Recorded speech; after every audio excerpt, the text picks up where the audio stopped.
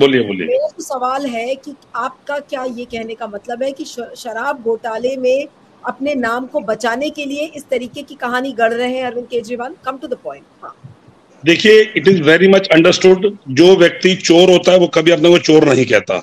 इनकी चोरी जो है बिल्कुल सामने आ चुकी है, सारे इनपुट्स, सारे गवाहियां, सारे एविडेंस सब कुछ सामने आ चुके हैं। ये व्यक्ति देश को गुमराह जैसे पहले इसने किया, अभी भी ये व्यक्ति क्या करता है, जब ईडी जो कार्यालय जाता है ना, या इनके सिसोदिया गए पहले, या इनके जैन गए पहले, ये पहले जाते हैं महात्मा गांधी मत्था टेकने की, कट्टर ईमानदार का तमगा हटना नहीं चाहिए, पहले वहां जाते हैं। फिर ये पूरे जो है अपने शासन के उसमें पूरे, जैसे अपने चोरों की बारात चलती है, चोर तो अपना घोड़ी पे होता है, उसके जब बारात चलती है चोरों की, तो चोर सारे सारे पीछे चलते हैं सारे, कि ओहो हमारा तो राजा जो है, इसको कहीं अपना जेल में बंद ना कर दे, इसको ना कर दे, वो उसको सपोर्ट के लिए जाते हैं, बाहर बैठते हैं, भूख आंदोलन ये वो। तो नीलू जी ये बताइए, ऐसा मुख्यमंत्री जो है विधानसभा का जो गलत उपयोग करके विशेष सत्र को बुलाता है और ऐसी कहानी सुनाता है जो इसके पर खुद लागू होती है, जो इस पर आप देखिए, ऐसा मुख्यमंत्री आपने कभी देखा आपने कि मुख्यमंत्री हो और वो एक भी फाइल पे साइन ना करे, एक भी पोर्टफोलियो अपने पास ना रखे, आज उसका दूसरा शासन चल रहा हो।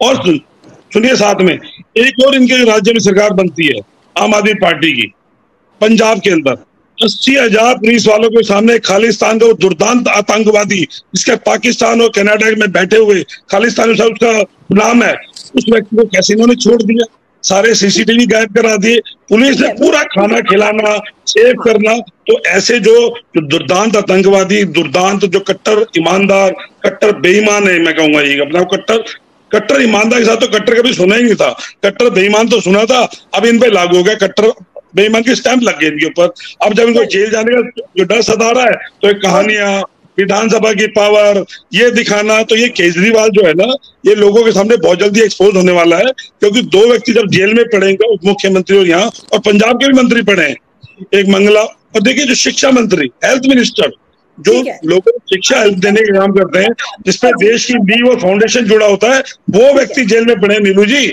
आपको ये सब देखना पड़ेगा। मैं सभी पैनलिस्ट से निवेदन करूंगा, ऐसा जो धूर्त व्यक्ति, ऐसा भ्रष्टाचारी व्यक्ति, ऐसा कट्टर बेईमान व्यक्ति कभी भी देश में जो है कोई शासन ना करे, ये मैं आपसे कामना करता हूँ। आपके चैनल से पूरे भारतवासियों को बताना चाहता हूँ, ऐसे व्यक्ति को एक्सपोज किया जाए। जी धन्यवाद। ओके, हाँ देवराज जी, एक मिनट, अब मैं अकील साहब के पास आती हूँ। अकील जी, मुझे ये बताइए कि स्पेशल असेंबली सेशन क्या मोदी जी की कहानी सुनाने के लिए बुलाया गया था?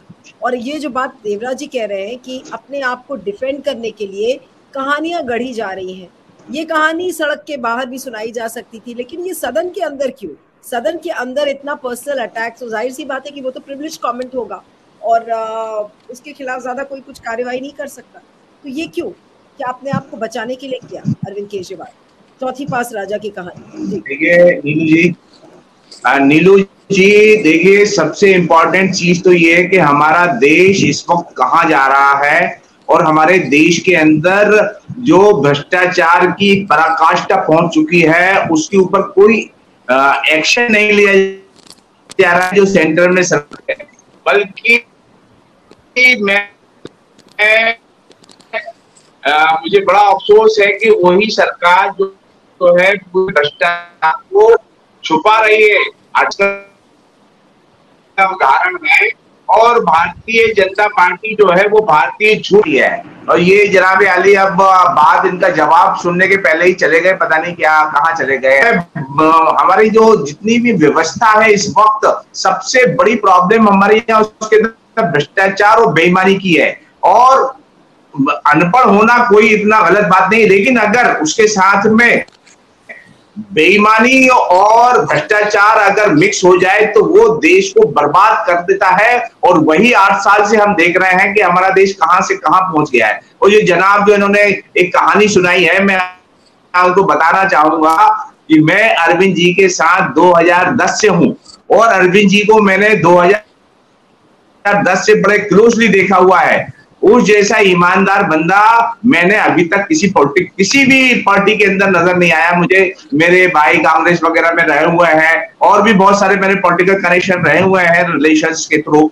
तो मैं ये देखा हूं कि अरविंद केजरीवाल को मैंने ज्वाइन किस लिए किया। मैं एक इंजीनियर हूं, और मैंने पूरी दुनिया में ट्रैवल किया है और मैंने मल्टीनेशनल कंपनी में काम किया है। मैं समझ सकता हूं कि दुनिया में कैसा भ्रष्टाचार हो रहा है, वहां पे कितना ईमानदारी से काम हो रहा है और हमारे देश में कितनी ईमानदारी से काम हो रहा है, कितना भ्रष्टाचार हो रहा है। यहाँ पर भ्रष्टाचार चारों तरफ फैला हुआ है, 1-2% ईमानदारी मिल जाएगी आपको। और दुनिया जब चल रही, जो हमारे देश के लोग ही बाहर जाकर के जिस तरह से काम कर रहे हैं, इंजीनियर्स, डॉक्टर्स और प्रोफेशनल्स, मैं बड़ा अप्रिशिएट करूंगा। वहां पे एनवायरनमेंट भ्रष्टाचार का नहीं है, वहां ईमानदारी का एनवायरनमेंट है, इसलिए वो लोग इतने डेवलप हुए, इतने अच्छा पोजीशन अपना क्रिएट किए हैं।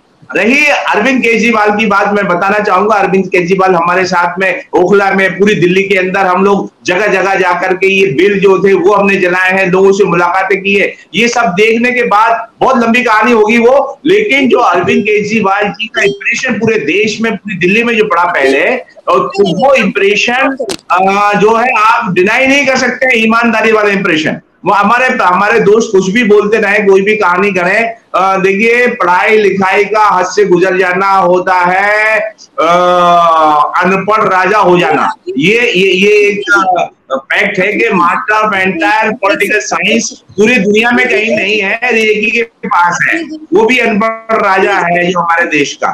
तो मैं ये कहना चाहूंगा हमारे दोस्त से, वो चले गए हैं, कि आपने जो झूठों का पुलिंदा अभी दिखाया, वो सारी बातें गलत है। पूरा देश जानता है, पूरी दुनिया जानती है, पूरा दिल्ली जानती है कि डेवलपमेंट अगर कहीं हुआ है, विकास कहीं हुआ है, और जो राजनीति को जो बदला है पूरे देश के अंदर, वो एक बंदा है, उसका नाम है अरविंद केजरीवाल, क्योंकि वो ईमानदार है, एजुकेटेड है, और सबसे बड़ी बात है उनकी इंटेंशन। कट्टर बोलिए, कट्टर। I have to go to other guest. Kalesh ji के पास आती हूँ मैं, प्लीज अब अलाउ अदर्स आल्सो टू।